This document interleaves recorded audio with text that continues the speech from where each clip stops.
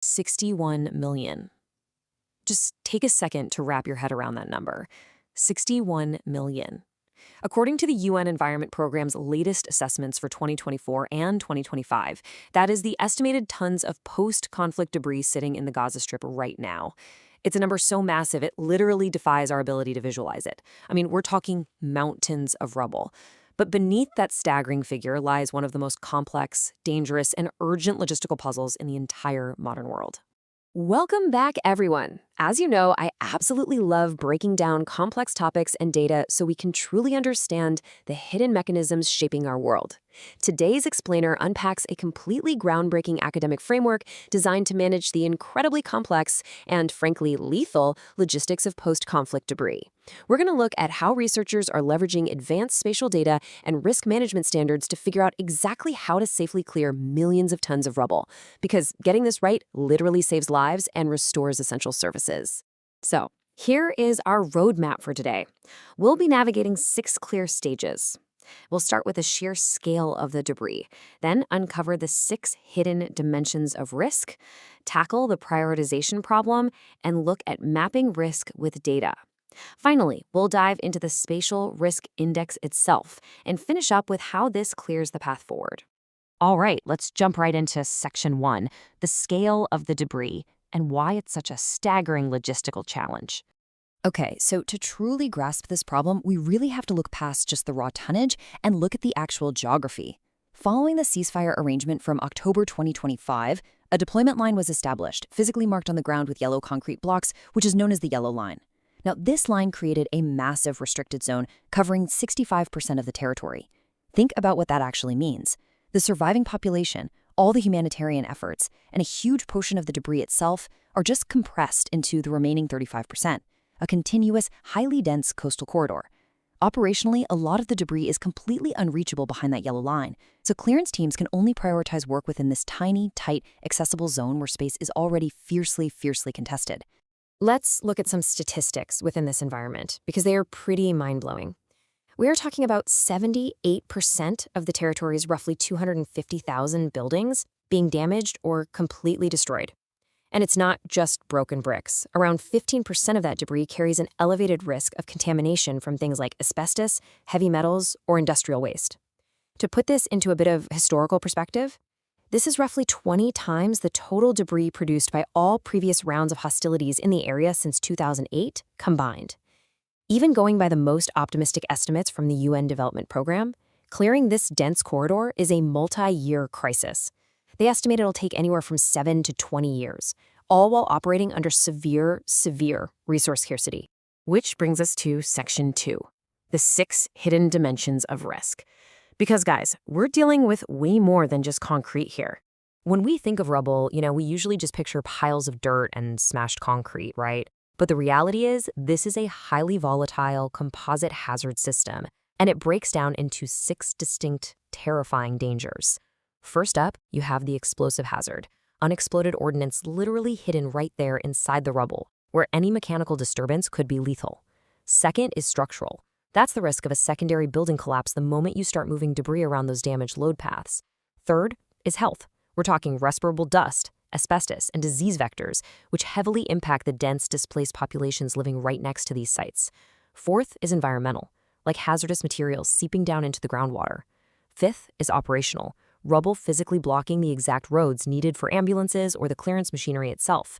And finally, the 6th is social, the complete erasure of urban identity and property boundaries. Because all 6 of these hazards interact at the exact same time, routine earthmoving is just completely impossible. So that leads us to section 3, the prioritization problem, and exactly why the old way of doing things fails miserably here. Imagine you're an institution actually tasked with clearing this mess. You immediately hit a massive roadblock. When your machinery, fuel, and time are incredibly constrained, how on earth do you decide which pile of rubble to clear first? Historically, the old way relied really heavily on remote sensing and satellite data. You'd basically look at a map from above, see where the highest volume of debris or the highest density of destruction was, and just send your teams right there. But the research points out a terrifying operational reality on the ground. Those 6 risk dimensions we just talked about, they do not overlap neatly in space. A gigantic pile of concrete out away from the population might have a huge volume, but a tiny pile of rubble right next to a working hospital that happens to contain unexploded bombs poses a vastly higher actual threat to human life. Basically, high volume simply does not equal highest risk. Let's move on to Section 4, Mapping Risk with Data. This is the scientific solution to the chaos. That dangerous disconnect between volume and actual risk is exactly what this new academic framework aims to solve. It's all about bringing hardcore scientific rigor and accountability to a completely chaotic environment. The foundation of this solution is actually ISO 31000:2018. Now, I know, citing an international organization for standardization framework sounds incredibly dry, but trust me, in this context, it is an absolute game changer. ISO 31000 shifts risk management away from being just some static, dusty document that sits on a shelf somewhere. Instead, it places risk management directly inside organizational governance. It demands that risk is dynamic, that it's continuously updated as ground conditions change, and most importantly, it makes it accountable. It means every single identified hazard must have a named owner who is personally responsible for treating it. And this brilliantly illustrates how they pull it off. To make that ISO standard actually spatially measurable, researchers adapted it into what they call the TSA framework. Using Geographic Information Systems, or GIS, they map out 4 highly specific layers. Threat measures the raw intensity of hazards, like those unexploded munitions. Exposure maps out the people, workers, and assets that are actually stuck in the impact zone. Sensitivity measures how close the hazard is to critical sensitive receptors, like hospitals, schools, or water aquifers. And finally, accessibility looks at the actual road connectivity, like can heavy machinery even reach the site to begin with? Which perfectly sets up Section 5, the Spatial Risk Index, or how we actually build the master map. All right, so once you have all these isolated data points, the explosive surveys, the population density, the satellite damage assessments, you need a reliable way to combine them.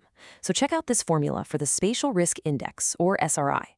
I know, it looks a bit like high school algebra, but it represents a powerful concept called spatial multi-criteria decision analysis. Essentially, it takes the standardized scores for threat, exposure, sensitivity, and accessibility, those T, E, S, and A variables we just talked about, and multiplies each by a specific explicit weight, which are those W's you see there. This math ensures that a severe explosive threat is weighed accurately against, say, a high population exposure. This allows the framework to calculate the true composite danger level for literally every single square meter of the territory. Let's move to how this builds out in practice, because building this master map is essentially a cyclical 4-step process. Step 1. You gather all that siloed data from the UN, local municipalities, and environmental agencies.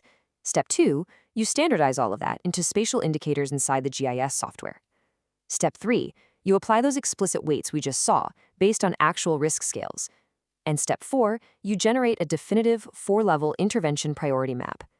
And the best part? Because ground realities in a conflict zone shift daily, this cycle repeats. It creates a verifiable, constantly updatable roadmap for the clearance teams right there on the ground.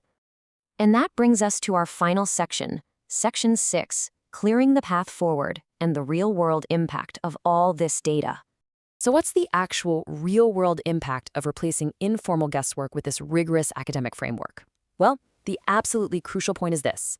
Prioritizing debris clearance based on composite spatial risk directly protects human beings. It ensures that clearance workers and displaced civilians are kept safe from hidden explosives and highly toxic materials. By systematically clearing the absolute highest risk access routes first, it drastically accelerates the return of vital life-saving services like water and healthcare. And looking beyond the specific territory, it provides a totally transparent, scientifically backed, and highly scalable blueprint for global disaster recovery operations literally anywhere in the world. Which leaves us with a really provocative question to ponder today. As conflicts increasingly impact these super dense urban environments, how will this data-driven, risk-based approach to recovery reshape the way we rebuild cities worldwide in the future?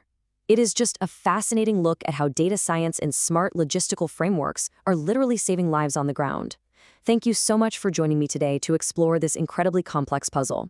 I highly encourage you to keep exploring the future of global urban resilience. Until next time, take care and keep learning.